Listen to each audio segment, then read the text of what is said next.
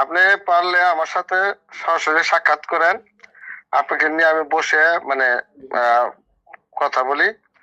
আসলে কথাটা বললে তো মনে করেন একুরেট কথাগুলি তো বলা লাগবে। এখন তার মনে করেন ওইভাবে বলতে পারবো না জিনিসগুলা, জি জি মানে কিছু কিছু বাস্তব প্রমাণ আছে যেগুলো আপনাকে দেখাইতে হবে। জি জি জি আর যেটা আছে ওটা তো আমার হ্যাঁ কাছে, ওটা যদি আমারে মানে ডকুমেন্টস হিসেবে দেন, ওটাও ভালো। হ্যাঁ হ্যাঁ।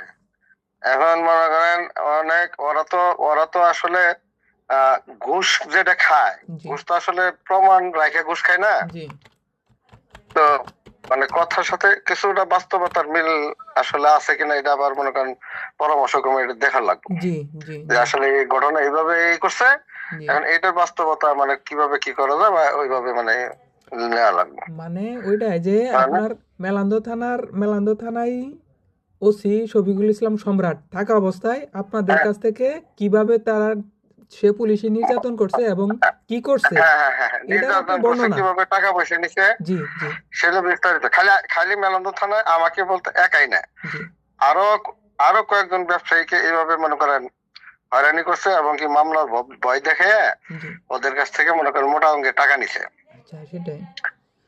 বুঝছেন? জি এ যাবৎ শোনেন, হুম, এ খালি ওসি না, এর সাথে জড়িত কারা জানেন? জি এর সাথে জড়িত হলো যে থানা যে মুন্সি খ্যাত হুম মাহবুব, হুম হুম এই হইলো আসল শয়তান। হুম হুম হুম, আচ্ছা মানে এ ধরেন মনে করেন 24 সাল থেকেই মনে করেন মেলন্দ থানায় মনে করেন ই করতেছে, হুম মানে চাকরি করতেছে। জি এই যে 5 আগস্টের পরে এই মুন্সি জি মেলন্দ থানায় যে কিছু ব্যবসায়ী আছে, এই ব্যবসায়ী করে খুঁজে খুঁজে বাইর করছে, বুঝছেন? জি কারা ব্যবসা করে, ভালো ব্যবসা করে, এদেরকে খুঁজে খুঁজে বাইর করে এটা আবার মানে শেয়ার করছে হইলো ওসির সঙ্গে। হুম হুম ওসির সঙ্গে শেয়ার করছে যে এই লোকগুলোরে ধরলে মোটা অঙ্কের টাকা পাওয়া যাবে, আচ্ছা এদেরকে কিভাবে ফাঁসান যায়। জি এই মাহবুব কি করছে জানেন?